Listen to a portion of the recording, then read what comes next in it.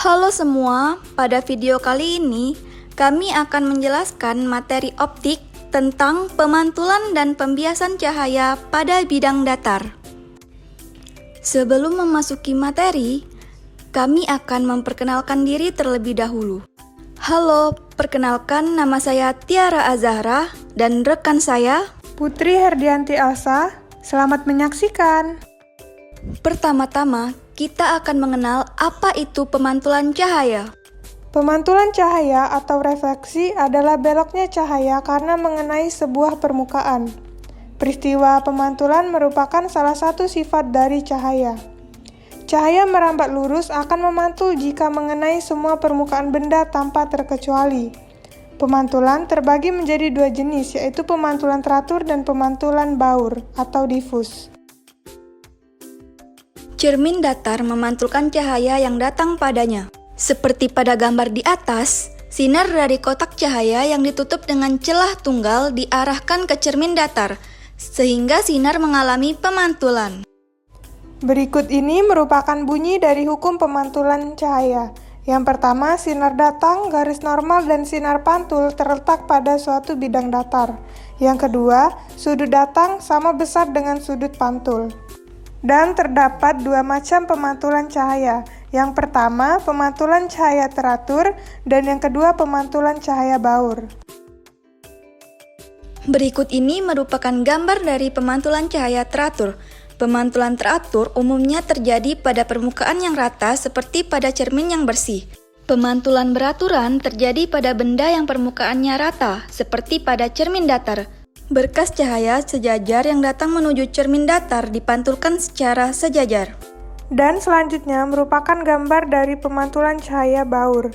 Pemantulan baur umumnya terjadi pada permukaan yang tidak rata seperti pada cermin yang kotor.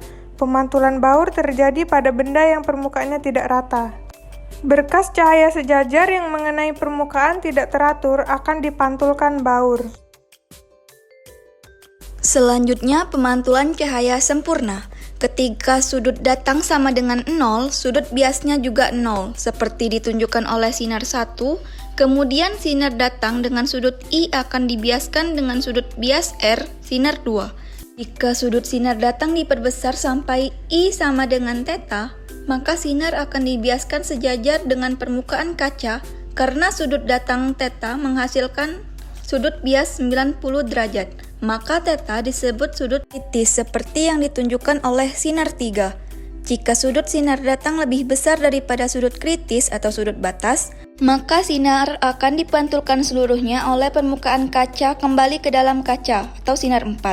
Dengan demikian, sudut kritis adalah sudut datang yang menghasilkan sudut bias sebesar 90 derajat. Jika sudut datang diperbesar lagi melebihi sudut kritis, cahaya tidak akan dibiaskan, melainkan dipantulkan secara sempurna.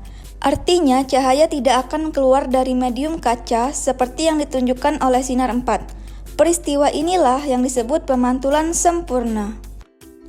Selanjutnya yaitu pemantulan pada cermin datar. Pada gambar di atas, mata melihat lampu listrik berada di X, sebab sinar-sinar yang datang ke mata berasal dari X. Tentu saja ini tidak benar. Sinar-sinar yang bagi mata berasal dari X sebenarnya merupakan sinar-sinar yang dipancarkan oleh lampu listrik ke permukaan cermin datar di depannya. Oleh cermin datar, sudut datang sinar I sama dengan 48 derajat, NK sama dengan akar 2 dipantulkan ke mata sehingga terkesan bagi mata seolah-olah sinar tersebut datang dari X. Jadi yang dilihat oleh mata adalah bayangan lampu listrik X, bukan lampu listrik yang sebenarnya. Bayangan seperti ini disebut bayangan maya. Selanjutnya, kita akan mengenal apa itu pembiasan cahaya. Pembiasan cahaya adalah suatu proses pembelokan cahaya ketika berkas cahaya tersebut melewati bidang batas dua medium yang berbeda indeks biasnya. Indeks bias suatu bahan merupakan perbandingan kecepatan cahaya yang ada di dalam ruang hampa dengan kecepatan cahaya di bahan tersebut. Sedangkan untuk indeks bias relatif merupakan perbandingan indeks bias dua medium yang berbeda. Terdapat dua jenis penyebab terjadinya pembiasan cahaya, yaitu yang pertama, Ketika sinar datang dari medium yang memiliki kerapatan lebih renggang menuju ke medium yang lebih rapat, maka sinar yang datang tersebut akan dibiaskan mendekati garis normal.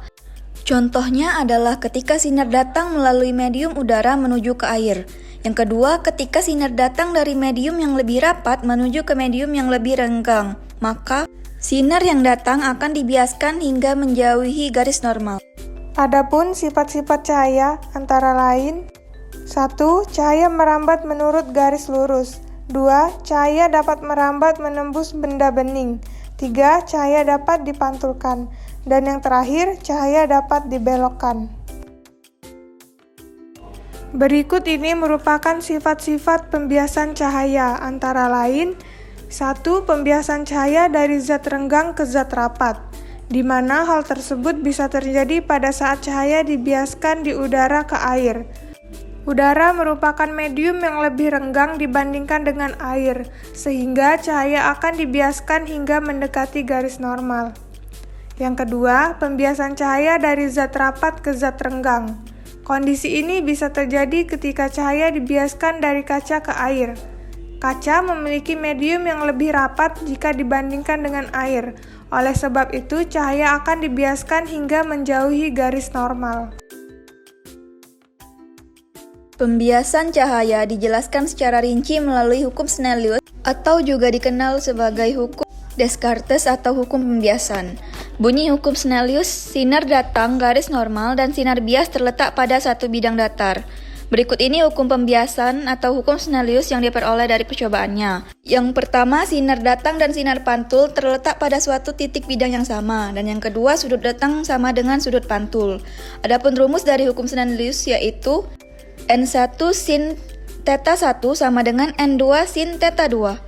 Keterangannya, N1 sama dengan indeks bias medium pertama, theta 1 sudut datang, N2 indeks bias medium kedua, dan theta 2 sudut bias. Pembiasan cahaya dapat terjadi dikarenakan adanya perbedaan laju cahaya pada kedua medium. Laju cahaya pada medium yang rapat lebih kecil dibandingkan dengan laju cahaya pada medium yang kurang rapat. A. Indeks bias relatif. Indeks bias relatif adalah perbandingan indeks bias dua medium yang berbeda. Indeks bias relatif medium pertama terhadap medium kedua berarti perbandingan indeks bias medium kedua terhadap medium pertama. Ini juga berlaku sebaliknya, yaitu N12 sama dengan N1 kali N2. Dengan N12 adalah indeks bias relatif medium 1 terhadap medium 2, N1 indeks bias medium 1, dan N2 indeks bias medium 2. Berikutnya, indeks bias dapat dicari dengan rumus berikut, yaitu N sama dengan V kali C. Dengan N adalah indeks bias, V laju cahaya dalam ruang hampa, dan C kecepatan laju cahaya dalam medium. Selanjutnya, B. Arah pembiasan cahaya. Yang pertama, mendekati garis normal. Cahaya akan dibiaskan mendekati garis normal jika cahaya merambat dari medium optik kurang rapat ke medium optik lebih rapat. Contohnya, cahaya merambat dari udara ke dalam air. Bisa dilihat seperti gambar. Kemudian menjauhi garis normal cahaya. Dibiaskan menjauhi garis normal jika cahaya merambat dari medium optik lebih rapat ke medium optik kurang rapat. Contohnya, cahaya merambat dari dalam air ke udara atau dari kaca ke udara, seperti pada gambar. Selanjutnya yaitu asas Fermat. Secara umum, prinsip Fermat dinyatakan sebagai lintasan yang dilalui oleh cahaya untuk merambat dari satu titik ke titik lain adalah sedemikian rupa sehingga waktu perjalanan itu tidak berubah, sehubungan dengan variasi-variasi dalam lintasan tersebut. Untuk membuktikan hukum Snellius, ini dapat kita buktikan melalui asas Fermat. Asas Fermat berbunyi, cahaya merambat dari suatu titik ke titik yang lain dengan melalui jalan atau lintasan yang waktunya sangat singkat. Persamaan Snellius diturunkan dari prinsip Fermat, yaitu sinar yang merambat antara dua titik membutuhkan selang waktu terkecil. Akibatnya, sinar akan merambat lurus pada medium yang memiliki indeks bias tetap. Asas Fermat. Prinsip Fermat untuk perambatan cahaya menyatakan bahwa cahaya yang merambat dari satu titik ke titik lain akan melewati lintasan yang menghasilkan waktu tempuh paling kecil jika cahaya merambat dari titik yang berada di medium dengan indeks bias N1 ke titik yang berada di medium dengan indeks bias N2. Maka prinsip Fermat menghasilkan hukum Snell N1 sin theta 1 sama dengan N2 sin theta 2. Dengan theta 1 adalah sudut datang terhadap normal dan theta 2 adalah sudut bias terhadap normal. Yang selanjutnya yaitu pembiasan pada kaca plan paralel. Kaca plan paralel adalah sekeping kaca yang kedua sisi panjangnya dibuat sejajar. Kaca plan paralel dapat digunakan untuk mengganti jalannya sinar yang mengalami pembiasan dan untuk menentukan indeks bias kaca tersebut. Jika sebuah berkas sinar datang menuju permukaan kaca plan paralel, maka sinar tersebut akan mengalami pembiasan sebanyak 2 kali. Berdasarkan gambar, cahaya yang mengenai kaca plan paralel akan mengalami 2 pembiasan, yaitu pembiasan ketika memasuki kaca plan paralel dan pembiasan ketika keluar dari kaca plan paralel. Yang pertama, pada saat sinar memasuki kaca, sinar datang atau I1 dari udara atau medium renggang ke kaca atau medium rapat, maka akan dibiaskan R1 mendekati garis normal atau N. Yang kedua, pada saat sinar keluar dari kaca, sinar datang atau I2 dari udara atau medium renggang ke kaca atau medium rapat, maka akan dibiaskan R2 menjauhi garis normal atau N. Selanjutnya, pembiasan pada zat cair. Ketika seberkas cahaya melintasi suatu medium tembus pandang ke medium tembus pandang lainnya yang memiliki indeks bias yang berbeda, sebagian cahaya yang datang dipantulkan pada perbatasan, sisanya menembus melalui medium yang baru. Jika seberkas cahaya datang membentuk sudut terhadap permukaan, bukan hanya tegak lurus, berkas tersebut dibelokkan. Pembelokan itu disebut dengan pembiasan. Penyebab terjadinya pembiasan cahaya akan dibagi menjadi 2 jenis. Yang pertama, ketika sinar datang dari medium yang memiliki kerapatan lebih renggang menuju ke medium yang lebih rapat, maka sinar yang datang tersebut akan dibiaskan mendekati garis normal. Yang kedua, ketika sinar datang dari medium yang lebih rapat menuju ke medium yang lebih renggang, maka sinar yang datang akan dibiaskan hingga menjauhi garis normal. Berikutnya, indeks bias pada zat cair. Suatu sinar melewati 2 medium yang berbeda, akan terjadi pembiasan. Jika sinar dilewatkan dari udara melewati zat cair, maka sinar di dalam zat cair itu akan dibelokkan. Seperti pada gambar di atas, sinar datang dengan arah tidak tegak lurus sisi kotak yang berisi zat cair. Ketika memasuki zat cair, arah sinar dibelokkan, dan ketika keluar dari zat cair pada sisi lainnya, arah sinar dibelokkan kembali. Kemudian mengukur kedalaman benda. Sebagai pengamat, kita dapat mengukur kedalaman kolam atau benda di dalamnya yang terlihat oleh mata. Ketika kita melihat dasar kolam, cahaya dari dasar kolam menuju mata kita. Akan tetapi, berkas cahaya tersebut tidak langsung menuju mata. Ketika melewati permukaan air, cahaya akan dibelokkan menjauhi garis normal. Ingat, N air lebih besar daripada N udara, atau kerapatan air lebih besar dari kerapatan udara. Akibatnya, cahaya dari dalam air dibiaskan menjauhi garis normal. Jadi, cahaya yang ditangkap mata adalah cahaya atau sinar bias. Perpanjangan sinar bias ini akan membentuk bayangan dasar kolam, yang lebih dangkal dari kedalaman sebenarnya. Selanjutnya yaitu pembiasan pada prisma. Prisma adalah benda yang terbuat dari gelas tembus cahaya atau transparan, yang kedua sisinya dibatasi bidang permukaan yang membentuk sudut tertentu satu sama lain. Karena membentuk sudut tertentu, maka 2 bidang pembatas tersebut saling berpotongan atau tidak sejajar. Dengan demikian, prisma merupakan kebalikan dari kaca plan paralel atau balok kaca.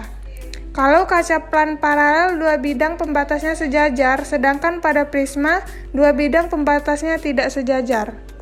Seberkas cahaya datang dari udara menuju bidang permukaan prisma akan dibiaskan mendekati garis normal. Kemudian, ketika cahaya meninggalkan prisma menuju udara, cahaya tersebut akan dibiaskan menjauhi garis normal. Setelah melewati bidang prisma, cahaya tersebut mengalami deviasi atau penyimpangan. Besarnya penyimpangan tersebut dinyatakan dalam sudut deviasi. Adapun rumus untuk menentukan besar sudut pembias prisma adalah sebagai berikut. A. Dispersi cahaya. Dispersi yaitu peristiwa terurainya cahaya putih menjadi cahaya yang berwarna-warni, seperti terjadinya pelangi. Pelangi merupakan peristiwa terurainya cahaya matahari oleh butiran-butiran air hujan. Peristiwa peruraian cahaya ini disebabkan oleh perbedaan indeks bias dari masing-masing cahaya, di mana indeks bias cahaya merah paling kecil, sedangkan cahaya ungu memiliki indeks bias paling besar. Selanjutnya B. Prisma akromatik. Prisma akromatik adalah susunan dua buah prisma yang terbuat dari bahan yang berbeda, disusun secara terbalik yang berfungsi untuk meniadakan sudut deviasi yang terjadi pada prisma tersebut. Sekian penjelasan dari kami, semoga bermanfaat. Terima kasih.